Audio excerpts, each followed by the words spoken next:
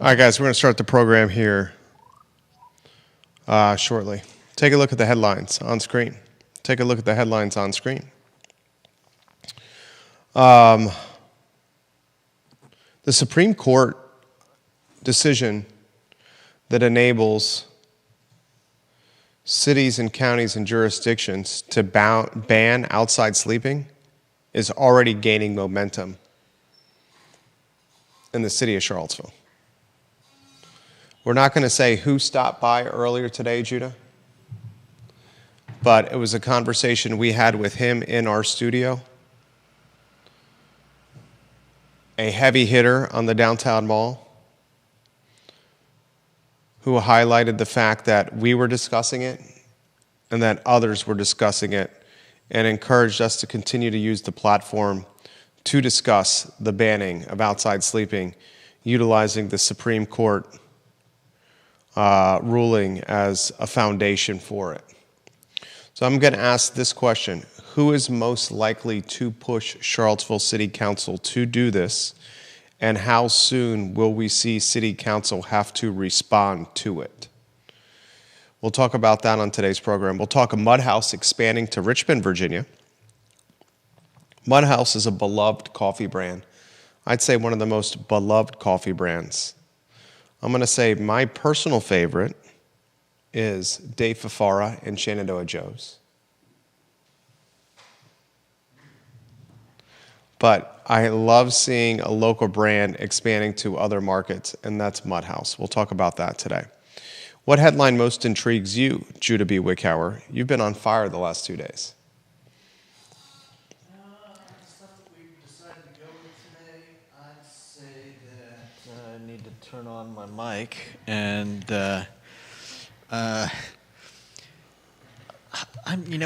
it's probably the UVA students. Yeah. The whole thing is, it's almost funny. UVA is getting all these accolades, and internally, it just seems to be like a giant you-know-what show going on there. I don't know what the issue is. UVA is withholding the diplomas of 4 students. Yep. One of them spoke to the Daily Progress on the record with their name and said, "This may keep me from getting a job." Yeah. We need diplomas to graduate. I mean, how long before this becomes a lawsuit? We need diplomas to get jobs. Exact words. We'll talk about that today on the I Love CVille show. Give the show a like and a share. If you're on Twitter, retweet it. We'll get rocking and rolling in T-minus 20 seconds on the Wednesday edition of the I Love CVille show before a holiday. Judah Wickhauer said, "Are we going to have Friday off too?" I said, "Judah, we have to work." I said I'd rather have Friday off than Thursday. But that's not how it works. The 4th of July is today. It's tomorrow. Let's have some fun today, Judah. Very excited. You're going to set the stage on the $7 million Carlton Avenue trailer park story. We're finally going to get to this. We've been teasing this for 2 days. We'll also talk today on the program, Fredericksburg schools banning cell phones. Which school in Central Virginia will ban cell phones? How will students respond? How will parents respond? That's a topic we'll talk about today. Judah Wickhauer, I'm ready to rock and roll today on the I Love CVille show. Quiet on the set.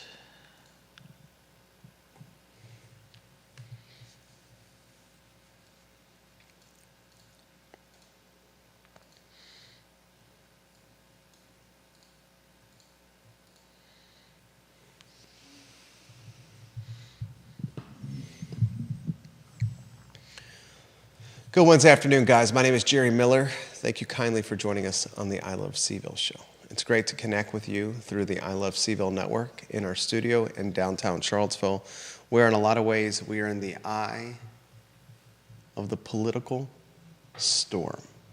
Today's show, a reflection of that. We had a heavy hitter in downtown Charlottesville. How would you characterize him? Prolific landlord, real estate owner in the city of Charlottesville and Albemarle County. Swing by the studio today for some work that we're going to do for him and for perhaps the real reason some conversation on utilizing our platform to position the Supreme Court ruling with the banning of outdoor sleeping into the front and center limelight of our community.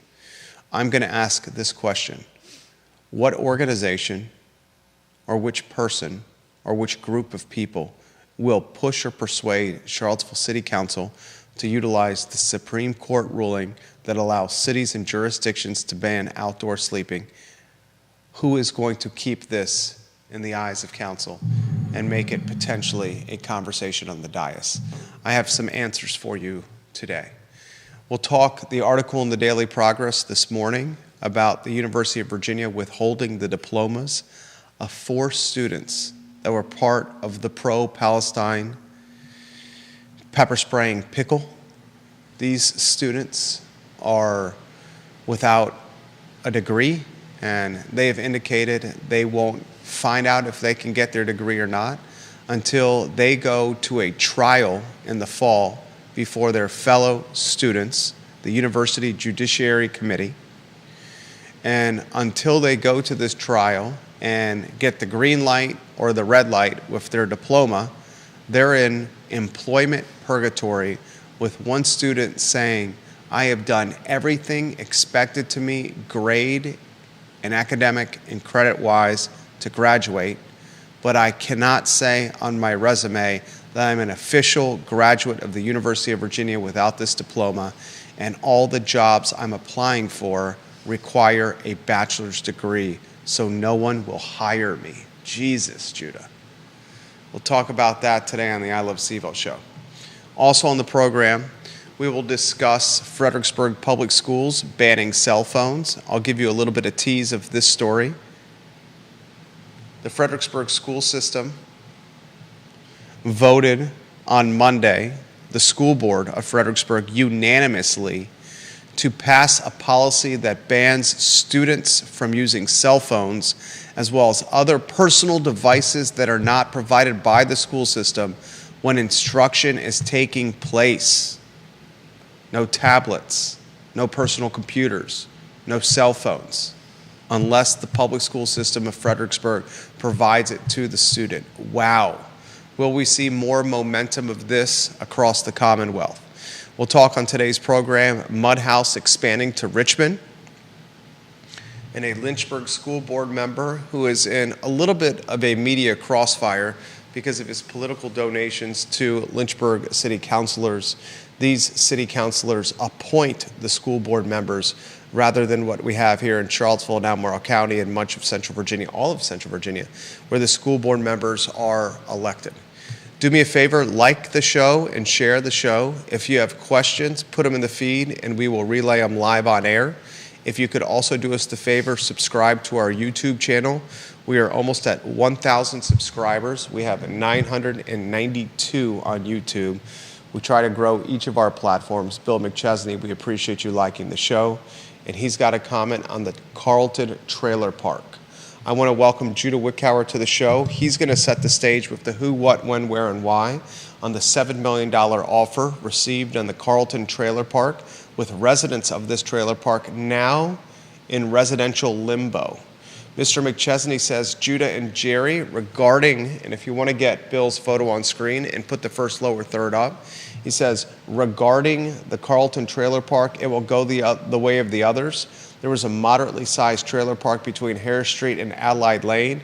Ironically, the Habitat store is in that space right now. If you could, Judah Wickower, set the stage for us, please. Thank you, Philip Dow, for liking the show. Well, the family is living in the Carlton, the Carlton Mobile Home Park. Just got news less than a month ago. A letter from the owners dated June 7th, letting them know that the owners have received a $7 million offer for the property and that they are poised to accept it. This doesn't leave, obviously they don't have to move out right away. It remains to be seen. The deal has yet to go through, and it remains to be seen what the new owners will do with the property. but I mean, does anyone really think that the new owners are going to keep it the way it is and not not raise the price? I would say the future, if this trailer park is acquired in a $7 million deal, the future of this park is not one with trailers. Yeah. Is there a business model for trailer park rent collection? Absolutely. I have two friends that are in the trailer park ownership game. Mm-hmm. The challenge for the trailer park ownership game, according to my friends, and you have us framed correctly. It looks like my shot's a little off over there. Mm-hmm. One of my friends who's in this game said rent collection is an obvious challenge. And one of his employees goes door to door of the trailers in the park that he owns, knocks on the door to collect rent. The second challenge he has found is eviction. Eviction when needed. This trailer park, Is that a worry in this case, though? I'm just saying what my buddy does with his particular business model. I would think what's going to happen with this, and this is the Carlton Mobile Home Park as he's highlighted. This is a prime piece of property, and there's few prime pieces of property left in the city of Charlottesville. And what, 60 families currently call this home, Judah? Yeah, that sounds about right. 6-acre property in Charlottesville's Belmont neighborhood. Again, Charlottesville tomorrow with the reporting. I want to offer a side note or a sidebar. Charlottesville tomorrow, your news team, when you write content about real estate and zoning and business and the crossroads of real estate, zoning, and business with local policy and local government, I love to read it. Please write more content like this. The Charlottesville Tomorrow of yesteryear, led by Brian Wheeler and with the legwork of Sean Tubbs, that was about zoning and real estate and government, was fantastic. Just a suggestion. This trailer park is prime for development because of a number of reasons. The city is landlocked. The city has few parcels of land left to develop. The cost of housing is astronomical and only increasing. The demand for buying housing in Charlottesville is off the charts and only increasing. If you're a business owner and you can scoop up 6 acres and you can put apartments, townhomes, single-family detached housing, cottages, whatever the hell you're going to put on there, they're going to sell all day, every day, and twice on Sunday. What you do if you're the residents of the Carlton Mobile Home Trailer Park, I empathize for them. Yeah. Despite what it sounds like, I doubt most of these homes are very mobile. That's another difficult aspect of mobile home parks. They are not often, not saying every time, the most well kept. So when they do end up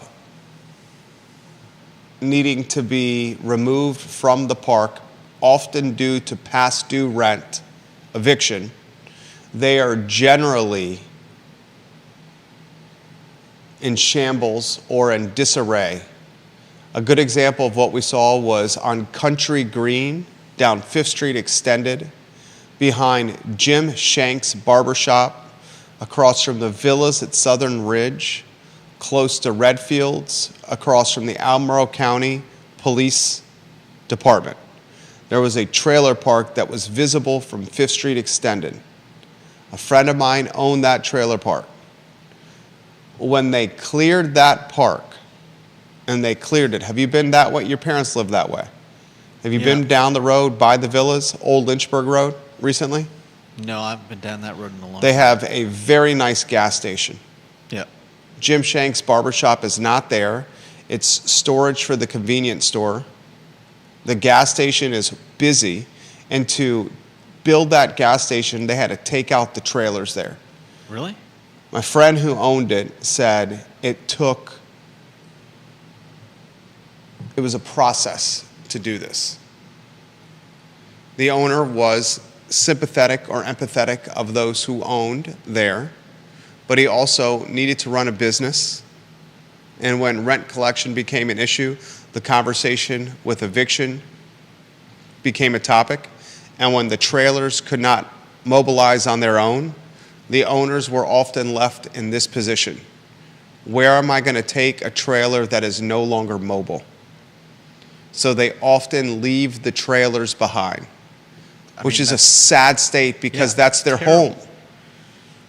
And when you're in this position, this is, in a lot of ways, the last resort before houselessness and homelessness, especially when your trailer is ramshackled and you're in a state of eviction, your trailer can't move, it's in disarray, and the owner of the park says you gotta go and you can't move your trailer. Okay, so what ends up happening... Not all of them are ramshackled. Not all of them are. I'm just talking this particular situation off of Old Lynchburg.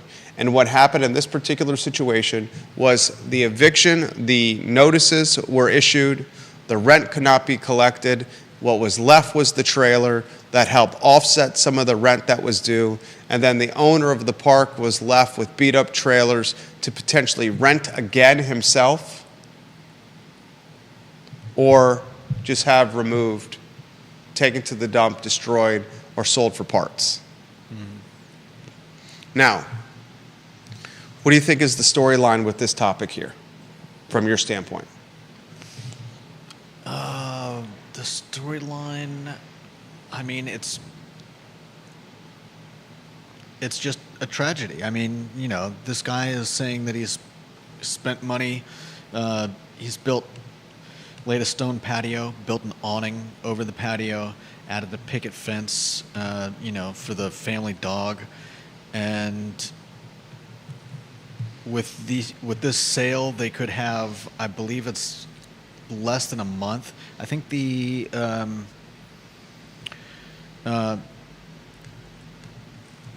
buying company, if they want to move the people, has to provide them with something like $5,000 to help them move. But if that's not enough, then what do? Yeah. The new owner would be required to pay each resident who owns their own trailer $5,000 to help with moving expenses.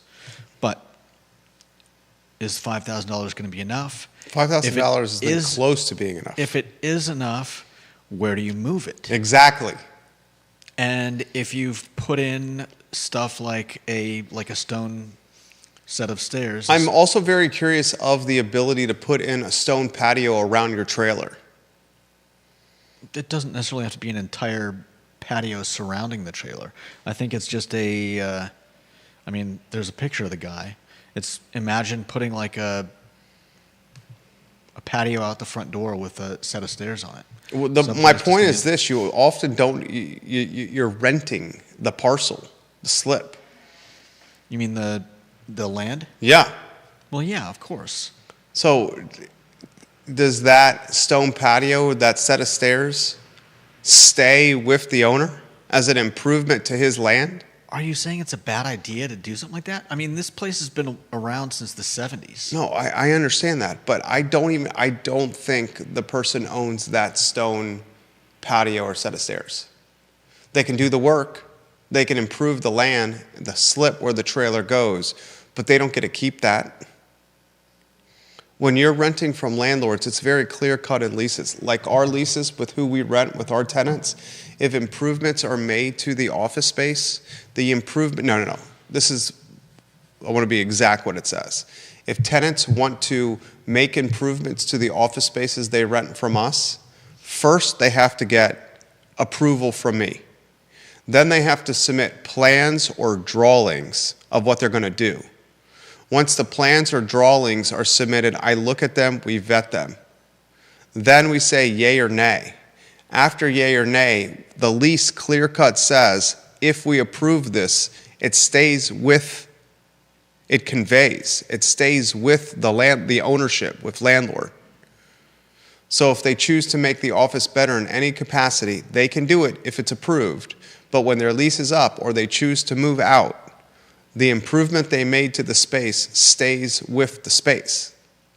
So you're arguing under your argument is basically stating that is talking about people that don't own their mobile home. whether they own it or not, if they're making improvements, if they're doing stuff outside the home that's tied to the land, I doubt that that's going to be able to go with them. Well, But that's minutia here. That's not the story. yeah, I agree. That's not the story. The story is this: 60 families are on the cusp of needing to find another park, and the likelihood of finding another park in this area is difficult. This is one of two, right? That's the point. That's the story. Very difficult. Yeah. If you don't have this park, where you're going to go to Buckingham, you're going to go to Louisa. Who knows? They're not prolific, these trailer parks in the area of Charlottesville and Albemarle County. Why they're not prolific? Probably community backlash. Why they're not prolific? The land's so expensive. You could build $700,000, $800,000, $900,000 houses, rent high-end apartments on there instead of doing trailers. Why they're not being prolific? What I said, my buddy who owns a model like this, it's a difficult model to run. Rent collection's difficult. You're often left with trailers that are dilapidated when the lease expires or if you have to evict. A lot of few people, there's types of businesses where you can, if you run the business, you have like this moat around the business. You know what I mean by that? A moat around a business. Like some businesses are so difficult to get off the ground and to start and to launch that barrier of entry creates a proverbial moat around your business, which often keeps competition from entering the space. Like think about the businesses in the community that are not deep in competition out there. I mean, the ones that are extremely deep in competition, food and beverage, right? Realtors, extremely deep in competition, right? There's lines of work out there that requires this so much barrier of entry to get into, which keeps the space less saturated of competition. This is one of them. Dot the I's and cross the T's for us on this before we go to the next topic. I mean, this guy talks about Carrasco is one of the trailer owners, and again, a lot of this seems to be more about actual trailer owners rather than people just renting a trailer in a park.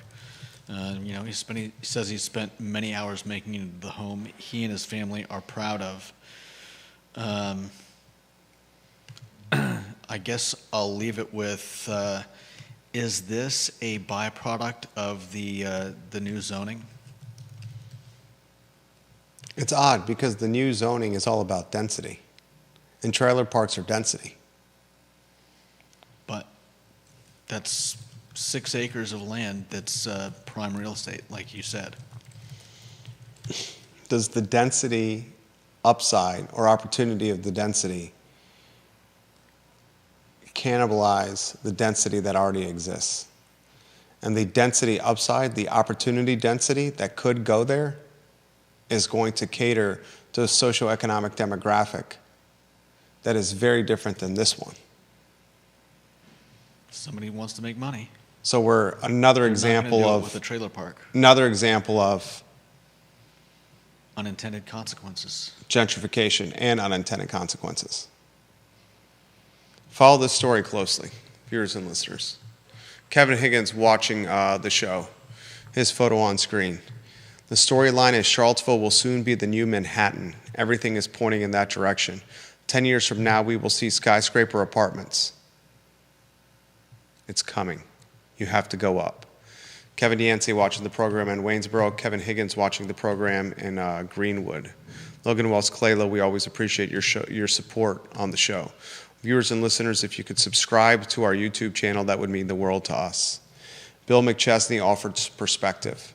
There are areas off Carlton that were trailer parks. The majority of the homes around Reeves, and Nassau Street. Reeves and Nassau Street were trailers and have been redeveloped. I rented a place in a basement on Little Grave Street. I used to live on Little Grave Street too, Bill, at 208 Little Graves. Bill McChesney says, I rented a place in a basement on Little Grave Street. I made a few improvements to it. My landlord deducted my material costs for my rent. I didn't take anything with me. And he asked, what is the density zone in that area? Does the Seville Tomorrow story highlight the density in the new zoning ordinance, what that can become? If it does, I would love to know that as well. If it's not in the article, I wish Seville Tomorrow had put it in the article. John Blair, thank you for watching the program. Folks at the TV station down the street watching us here No, I've got on the nothing show. on density or zoning. That's unfortunate, as I think you hit on a subplot of this story. How does the new zoning ordinance impact, if Deep Throat's watching this program, this is right up his alley. Ginny Hu, welcome to the show. How does the new zoning ordinance impact the trailer park from an opportunistic standpoint? Yeah. Deep Throat says, nobody is paying $7 million for a park of that size just to keep it a trailer park. Additionally, the time to convert is now, as legislation will only make it harder later. More protections coming into play for slip renters. I would love to know, Deep Throat, you're watching from Montana right now, what the upzoning opportunity for that Carlton Home Trailer Park is. Charlottesville Tomorrow, you would think that would be a subplot to cover in the story. Not only about the deal that's on the horizon, but how has the new zoning ordinance made this trailer park more opportunistic to investors and developers? Yeah. This has come in via Facebook DM. He clearly says he wants to be on the DL about this, Judah. Assessors in the city and county taxing at highest and best use, which counters community desire for affordable options, plus not in my backyard, all in the same topic, equals few mobile home parks here, and they are full, detailed experience in this space. He's saying he's got experience in this space. I'm going to read what he just said again, and this guy is in the development space. He says, assessors in the city and county taxing at the highest and best use, which counters community desire for affordable options, plus not in my backyard, all in the same topic, equals few mobile home parks here, and they are full. And I have experience in this space, he says. Judah, don't slip and use his name here if you're reading the Facebook DMs. A great example of what he's talking about is what's happening to Ludwig Kutner and Alan Kajin at Ix Art Park. Its Art Park is being taxed at its fullest or best use. Yeah. And its fullest and best use, its top use, is not a art park that's home to a farmer's market and some locally owned retail shops and a brewery. Right. Its fullest and best use is what, 17 acres with some housing, some condos, some apartments. Yeah. And he straight up said this could impact the viability and the lifespan of this art park here. We're getting hammered left and right. Mm-hmm. Deep Throat says it is zone RX3, no hard limits on units. So you, my friend, are 3 for 3 with a fantastic performance on the show, Monday, Tuesday, and Wednesday. Deep Throat says, so residential mixed use with the RX3, you can't go very high, but you can have pretty extreme massing there. So the question that you asked was a question that was not covered in the Charlottesville Tomorrow story. And you asked very succinctly, how does the new zoning ordinance impact the opportunity to buy this trailer park? And does this new zoning ordinance encourage people to buy what is already dense housing, destroy it, and make expensive dense housing? So in a lot of ways, this is the antithesis of what the new zoning ordinance, Livable Seville, the urbanist policy group, and what housing activists have championed or advocated. The housing activists championed and advocated for this. If we increase the density, we will have housing affordability because we will have more supply, and the additional supply will stabilize prices. Instead, what we have seen is 2 very good examples in a very short period of time. The Rancher at 303 Alderman Road in Lewis Mountain trade for $835,000, purchased by a local builder. Follow very closely what that becomes. Yeah. And then if this trailer park gets sold for $7 million, is acquired for $7 million, and the 60 families who are paying arguably the most affordable rent in the city, Why would you say that? because they're living in trailers. Yeah, but some of them own them. They may be paying. They pay to rent the slip. Yeah. Just because they own the trailer, they're renting the slip the trailer is in. That's how the trailer park makes money. I know. So they're paying the most affordable rent in the city. And a lot of people, just because you own the trailer doesn't mean you don't have a mortgage on the trailer and aren't making a monthly payment on the trailer. I know. That's why I'm surprised you're saying it's the cheapest place in the city. It may not be. Find me some more affordable places in the city of Charlottesville for monthly rent. But you don't know what their mortgage is, and you don't know how much the cost of the slip is. I'm just saying, you're making assumptions about the. Okay. I'll rephrase. Thank you for holding me accountable. I will rephrase. I mean, I don't. I will rephrase. The ones that own the trailers do not have the lowest monthly payment in the city. The ones that are renting the trailers probably are in the category of some of the lowest monthly rent in the city. Okay. You disagree? You push back on that? I don't know. This is my space. All right. Well, fine. Okay, so the new zoning ordinance and the upzoning opportunity and potential could destroy affordable housing. I mean, one would think that this is one of the. I mean, whoever it is that put the offer on this is nuanced and sophisticated and knows what's going on. They picked the best. If there's no land that hasn't already been developed, and so you're going to have to tear something down no matter where you try to build in the city, what would be easier, tearing down an actual house with a foundation, or tearing down? Or removing trailers from 6 acres. Yeah. God, you're on point this week, dude. Thank you. This is the Judah Wickower right here. You're 100,000%. That's beautifully said. Yeah. It's like how they've said the activists, the upzoning champions, what did they think was going to happen? The land and the dirt and the houses that were priced the cheapest were the ones that were going to be raised and destroyed and redeveloped. Yeah. It wasn't going to be the Park Street, Rugby, Nobody Barracks, Rugby. Greenbrier. Yeah.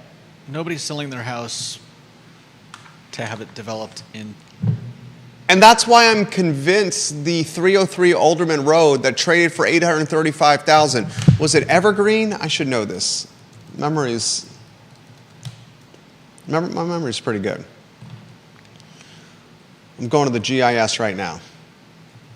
And they're a reputable local company. I hope this gets back to them, that I give them props. 303 Alderman Road. GIS, I'm searching, Evergreen Home Builders, LLC. When you pay $835, are you going to pay $835 to knock it down? Probably not. Well, Are you going to pay $835, put $250,000 into it, $200K into it, and then try to sell it for $1.4 million, which the comp suggests you could trade for? $1.5 million. Make it quick, $250,000, $300,000. Yeah. That's what I think is going to happen. They did something extremely similar to that with a beautiful Spanish stucco home in Ivy. And that address, because I saw it firsthand myself, was, I'm going through the Realtor app. What the hell was that house? It traded for like 8-something. 1193 Tillman Road. Sold on the 6th of June for $820K. They remodeled that house soup to nuts, traded for $820. They bought that house and the lot next to it. They rehabbed that house and then are going to do a custom single-family detached evergreen on the lot next to it. So they used the house that was on this Tillman Road property. They put money into rehabbing it. They sold it for $820, which helped recuperate the money they put into the purchase of that house and the lot next to it. Yeah. And then they're going to sell that, build a house next to it, single-family detached, that's Tony and posh, And make- probably in the $1.3 million, $1.4 million range, and make some bank on this. And one of the advantages they have is they're a builder. Yeah. It's a very nuanced topic. I think that reporting scratched the surface. No doubt. I think you have covered this story better than what was covered. I mean, Props to you. You're asking the right questions, dude. it seems like a pretty obvious question to me, but It seems like, well, you're in the eye of the storm here because we talk about it. that's true. No, but it does seem like a very obvious question. How does the new zoning ordinance impact this trailer park? I mean, And if someone's going to spend $7 million on it, they're not going to collect $400, $500, $600 a month rent payments. and anybody watching what's happened with people like Chris Henry and the dairy market expansions, do they really want to get into the business of trying to build affordable housing? I mean, is it worth it in this city? I'm going to go to my email. I'm going to type in the search bar, affordable housing. In my search bar, when I type in affordable housing, an email that I put in there should show up from me. There it is. The subject line, affordable housing requirements of the city of Charlottesville. 10% of units on a development that's greater than 9 units must be affordable at 60% of area median income for 99 years. So wouldn't you just build 8 units? There it is. 100%. This via DM. Mortgage is going to be $450-ish on one of those homes, and the pad rent is probably $375. So here's a guy that's in the business that's watching the show. You can confirm without using names. Slide him to the Judah Wickhauer two-shot. No names, please. Read that. Mortgage is going to be $450-ish on one of those homes, and the pad rent. That's exactly what you just read. Okay, just want to confirm. Okay. So the mortgage on one of those homes, if you own it, the guy who's in the game said the mortgage is $450 and the pad rent is $375. So you're talking $825 a month. Yeah. I'm going to go back to my original statement. Even if you're an owner of one of those trailers, you have the lowest monthly cost of living maybe in the city of Charlottesville. Okay. And if you don't own it, and if you're just renting one, you're probably in the same neighborhood. Probably in the same neighborhood as that. If a little higher. Maybe a little higher. So you see the new zoning ordinance could be pushing out 60 families who are characterize the 60 families for me. I mean, the main character in the article, Correos, I think his name was. He's a construction worker. He's lived in Charlottesville for I think 20 plus years. He's obviously made some upgrades to his home, and what are you going to do? It's Kevin Yancey says this is reminiscent of Southwood. Similar thing happened in Southwood. Hispanic community very prolific in the Southwood trailer park down 5th Street and Avon Extended. Redeveloped by, was it Piedmont Housing Alliance, Kevin Yancey, into single-family detached houses. Kevin Higgins says, I attended a Crozet community meeting last year to support a trailer park community in the middle of Crozet, the highest profit area probably anywhere. The residents were concerned with the future. The committee assured the residents they'd be okay. The next week, they required the owner to pay for a multi-million-dollar sidewalk because a trailer was added. That's how it works. There was only one county rep at that meeting. This is a nuanced topic. Great topic for a talk show.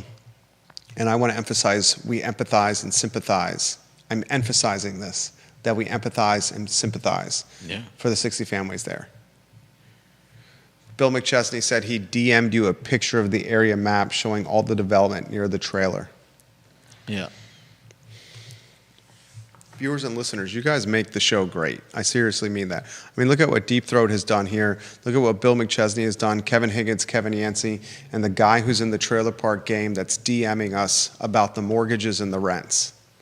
John Blair on LinkedIn, my heart breaks for these people, but you also have to think about this. In a city with a housing shortage, a mobile home park isn't particularly dense. I know that it stinks for the residents, but maybe one silver lining would be if the parcels developed into more total housing units.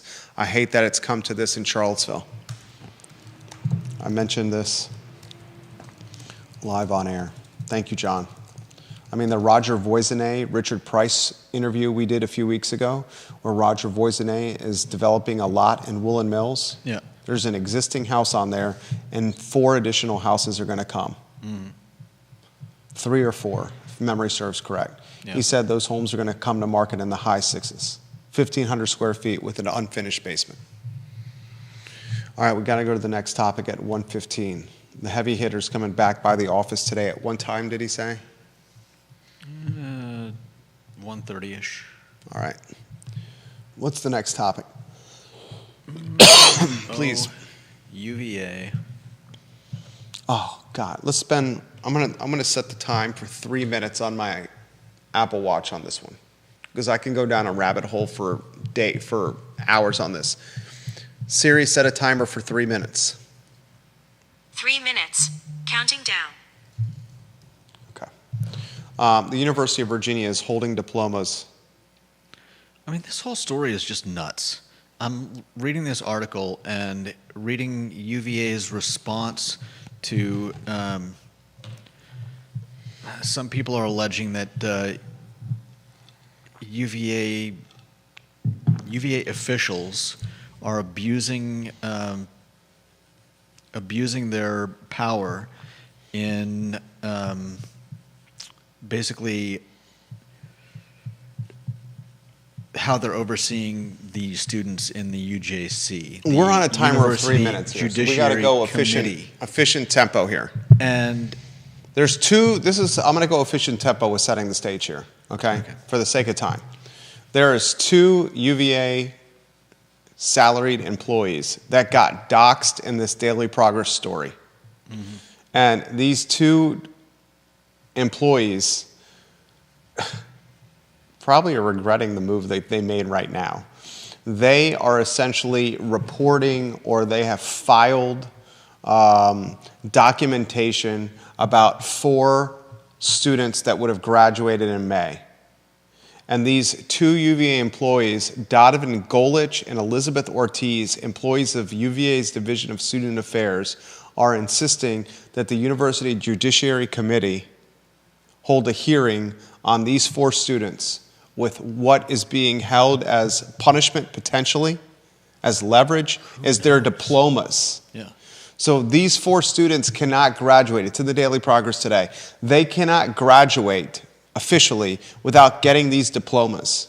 And the University Judiciary Committee is not going to meet with these students or hold a hearing for these students until the fall semester.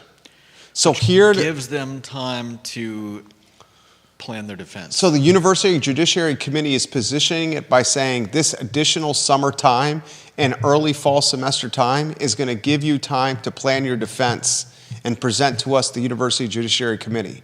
The 4 students are like, what the hell are you doing? We've got all our credits for graduating. We got our GPAs in place. We got our job interviews lined up. But the jobs we're applying for require a bachelor's degree, and we don't have one until we get that paper. And we haven't even been charged with anything. And we haven't legally been charged with anything. And most of the charges, the most damaging of all the charges, Wasn't even to a UVA student. a photographer Yeah. hitting the police, those charges were dropped. This makes the University of Virginia look like vindictive D-holes. And then they argue that Why would they do this? the allegation that following the standard process... Siri, extend the timer for 90 more seconds. The allegation that following long? the 90 standard... seconds, Siri. 1 minute and 30 seconds. Siri, you Counting down. ignorant. Go ahead. Go. The allegation that following the standard process. Siri! Grief. Siri, you're only supposed to respond to my voice. Siri, stop responding to Judah. Good grief. So all the Siri, we have 9 Oh, Siris in man. this studio, and they're all activated. This is artificial intelligence is outsmarting us. Would you like to play thermonuclear war? If anybody gets that reference. I have no idea what you just said. The allegation that following the standard process envisioned in UVA's system of student self-governance is somehow retaliatory is not supported by any evidence whatsoever. Yeah. Okay, except for the fact that the cases are only brought to the University Judiciary Committee after a complaint is submitted by someone in the UVA community. In this case, the complaints were brought by Donovan Golich and Elizabeth Ortiz, both employees of UVA's Division of Student Affairs. This is so sketchy. Students would not face trial and degrees would not be withheld if Ortiz and Golich withdrew their complaints. So tell me again how this is not retaliatory and it's not and UVA is not in charge of what's going on. Amen, brother. Because the UJC would not be bringing these charges against the students. It's just these two people who are actual UVA employees. And you made the point in the pre-production meeting, they get all this props and accolades, and I love the University of Virginia. I bleed orange and blue. I went there, my brother went there, my dad went there. You made the point in our pre-production meeting, they get all this positive accolades and attention and awards, and then you have stories like this. Yeah. Or the Jewish students on grounds that said they didn't feel safe. Right? What the HE double hockey sticks is going on? Yeah. This is the definition of spiteful and vindictive.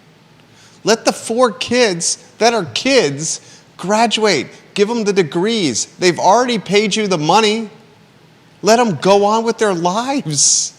Don't make them what do they do? Make an example of them. Whipping boys, I mean, is there even a whiff of what they're supposed to be charged with? There it is. Is it just, I don't know, is it congregating on grounds? I mean, you talked about tents and how prevalent they are at games, and this is just, this is absurd. these 4 students waking nightmares. Yeah. For no reason. Right. Next headline. Put the lower third on screen. Make sure we're rotating lower thirds in, please. What's the next headline? Do we want to get into the sleeping ban? Oh, yeah. We should talk about this. So the Supreme Court voted this past Friday that cities have the ability to ban outside sleeping. I don't know that they voted that cities have the right. They basically just said the court shouldn't be the one deciding for individual cities. Yeah. They're saying cities have the choice to ban outdoor sleeping. Yeah. That was Friday. Today in my inbox today, I get an email from the local nonprofit advocacy group Friends of Charlottesville. An idea funded and driven and moved forward by prolific landlord and real estate developer Ludwig Kutner, friend of the program. This group shares this email to me and other downtown property owners and business owners. I will read it verbatim. Following last week's conversation with Police Chief Kachis, Mayor Wade, and Vice Mayor Pinkston, Friends of Charlottesville is organizing an advocacy effort for the business community located on or near the downtown pedestrian mall. We are all on the same team in advocating for a safer, cleaner, more orderly downtown. There does not need to be a false dichotomy between cold and warm hearts. If your business has been affected by the unhoused on the downtown mall, please submit a written testimony to info@friendsofseaville.org by July 10th. Friends of Seaville will be compiling these testimonials as public record to submit to Charlottesville City Council and presenting them at the City Council meeting on Monday, July 15th. Please include the name and address of your business as well as contact information of the owner. So Judah, Friday, a Supreme Court decision, 6-3, that basically said cities have the right to ban sleeping outside, even in cities that have housing shortages. By the next Wednesday, before Independence Day, the Downtown Advocacy Group, which I hugely supportive of, Friends of Seaville, sends an email out to landlords and downtown business owners that we want to hear your firsthand testimony of how the unhoused population has impacted quality of life in downtown Charlottesville. There are two entities that will drive the charge of keeping this Supreme Court verdict, the Supreme Court decision in the spotlight. Friends of Seaville, backed by Ludwig Kutner, among others, Yeah. and the I Love Seaville Network, and Judah B. Wickower. Anything you want to add about this? I mean, this is going to be a tough one. This is a tip of the iceberg. I think you brought up this point last when we talked about it. Was it yesterday? There may be, in Virginia particularly, because we're a Dillon Rule state, this may not be as cut and dried as just Seaville being able to make this. This is what I want to know, and I said this when the heavy hitter visited our office before the show. He's coming back after the show. He watches the show. We're in a Dillon Rule state. Yeah. Because we're in a Dillon Rule state, can Charlottesville truly call the shot on this? And I don't. Or does it need policy from Richmond before it can call the shot? That would be my Neil guess. Williamson, that's right up your alley. John Blair, that is right up your alley. We're in a Dillon Rule state. The Supreme Court is basically like, dude, it's not us. Yeah. It's you guys, figure it out. Can Charlottesville figure it out on his own, or does it first need a green light in Richmond? But I will tell you, we'll keep this Supreme Court decision front and center, and so will Friends of Seaville, the advocacy group. Mm-hmm. Next topic, 6 minutes before 1:30. What do you got? Fredericksburg. Oh, this is a short and sweet one. I'll take this one right here. If the Fredericksburg, this is from the Freelance Star. If the Fredericksburg school system does not provide the personal communication devices, whether they're tablets or computers, e-readers or wireless headphones, cell phones or smartwatches, then students will not be able to use them during the instructional part of the day come August. The Fredericksburg School Board on Monday unanimously passed a policy that bans students from using cell phones as well as other personal devices that aren't provided by the school system when instruction has taken place. This is from the Fredericksburg Free Press. The Fredericksburg City School Board on Monday night unanimously approved a new policy governing the use of personal communication devices in instructional settings. Under the policy and attached regulation, personal communication devices include cell phones, tablets, and smartwatches, among other devices. Elementary school students are not allowed to possess PCDs, while middle and high school student devices must be powered completely off, properly stored away, and not visible in instructional settings during instructional time. Specifically, cell phones must be placed in yonder pouches. The bags, yonder pouches, proprietary storage devices that lock to prevent use. This is maybe the first, And hopefully not the last. and hopefully not the last, of school systems in the Commonwealth to do this. Props to Fredericksburg Public Schools. Props to the Fredericksburg School Board. Yeah. Next headline. Mudhouse. Mudhouse is expanded to Richmond, Virginia. Yeah. A Charlottesville business, a coffee shop that has a rabid following, is opening a long-planned Richmond cafe next month. This according to Richmond BizSense. More than 4 years in the making, a Charlottesville-based coffee company long-planned downtown Richmond location is set to open. Mudhouse Specialty Coffee Roasters is aiming to open in the new cafe at 418 West Broad Street in August. The company has been working on this spot since purchasing the building just before the 2020. pandemic. Yeah. What a mess.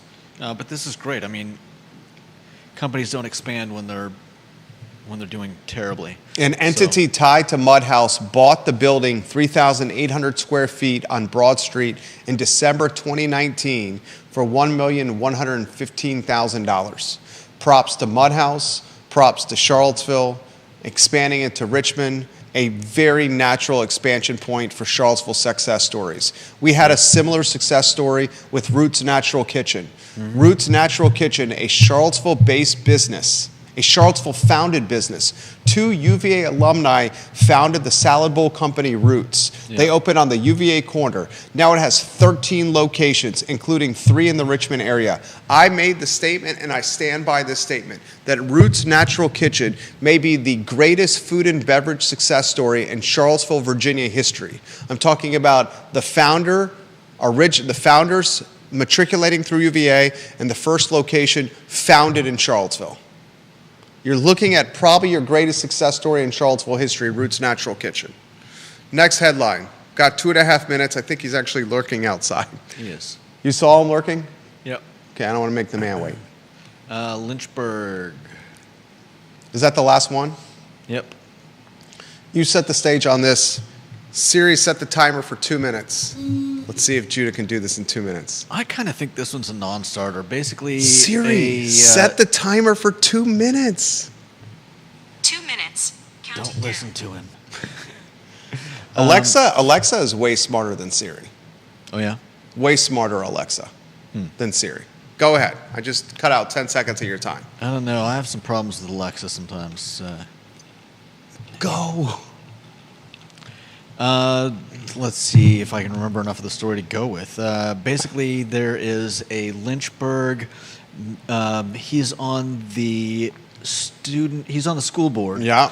And 3 terms. He's just starting his third of 3 total that you're allowed to hold. Consecutive. Yeah.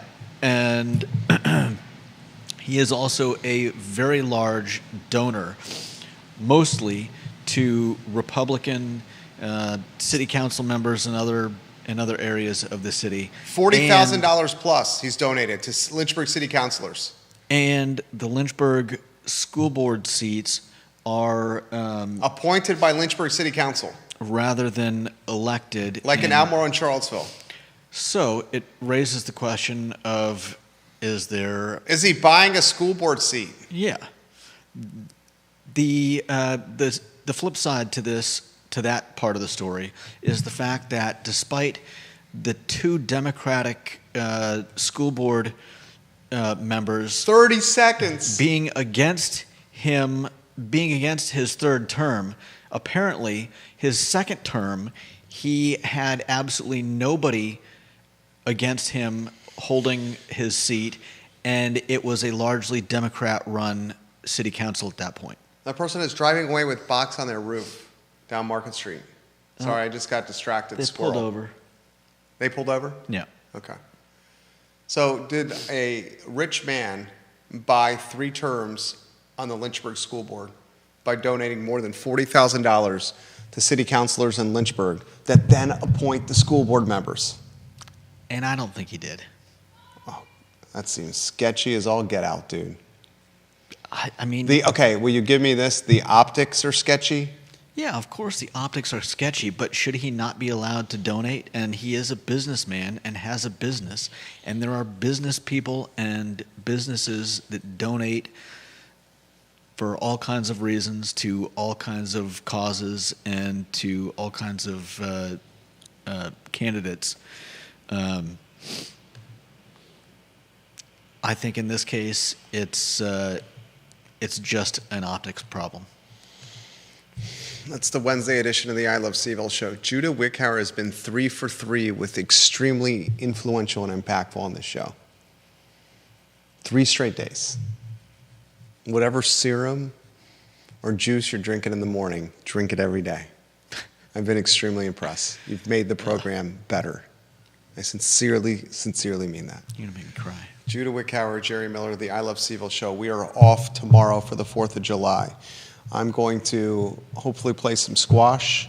I am hopefully going to be eating some seafood, some barbecue, many cold beers, swimming in the swimming pool, watching some fireworks, playing with my kids, my wife, my in-laws, and our German Shepherd, and then going to bed somewhere in the 9 or 10 o'clock hour, more plump, certainly very full, and very content than I was when I woke up in the morning. I hope you have a great 4th of July as well. I plan on doing a lot of that same stuff. From Judah Wickhauer, I'm Jerry Miller. So long, everybody.